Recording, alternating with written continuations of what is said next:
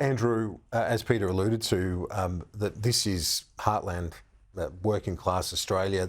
Carrum Downs, one of the suburbs, Redbridge polling suggested 80% of mortgage holders are in negative cash flow right now. It's a tough time for a lot of them. Well, what I can tell you tonight, Kieran, is that Labor hasn't been behind in the polling here, but it has narrowed. So they were 52-48, as we revealed on Sunday Agenda a few weeks back. The last poll they did just over a week ago, I'm told, 50.5, on the brink of losing this seat. And so if the voters are in a particular mood today, or were today, that's going to be it in terms of Labor retaining this seat. So if you're putting your house on it, you would say Labor scrape over the line, but it depends on the sentiment, the mood of voters today, and I guess how well both parties went on the booze. Steve, it's that tight. As Andrew said, there's definitely a sense from both sides that things narrowed in the last 2 or 3 weeks. No question. I think both Peter and Andrew, I agree with almost everything they said. I mean, this is a seat that, Victoria's not a great seat for Peter Dutton, but this is a seat that's great for Peter Dutton, even though it's in Victoria.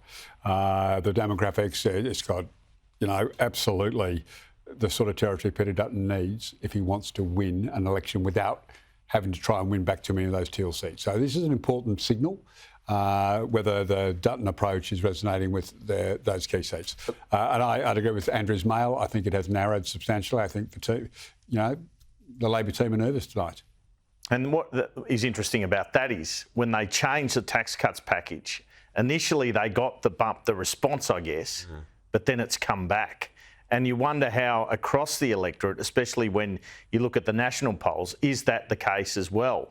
And this is a big test in terms of whether it was worth breaking that promise, it has to be said.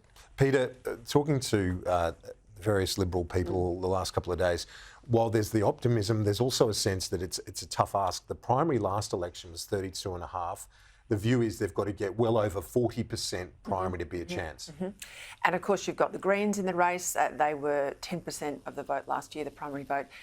Animal justice will feature again. It's actually doing quite well in Victoria. Will it play out in the outer suburbs like it does in the inner city? I'm not so sure. It was nearly 3% last time round.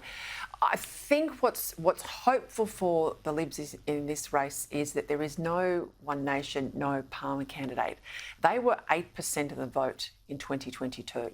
Now, that is generally my people cranky at the incumbent in Scott Morrison and not able to vote for Labor. So will that 8% come back and sit inside the Liberal Party? Surely. Well, you'd want to hope it does, Surely. Otherwise they're in trouble. I mean, this is why it's a tight race. This is a terrific test for the Liberal Party. They'll want to swing out of it. Of course, they'll want to win too. But this is a terrific test to say, are their campaign messaging, is the strategy landing where it needs to land for them to form government in the not too distant future? And it would be a wake-up call. Just on that, can I just say, I want to please. say too, though, people are saying to me, it's very polite on the booths.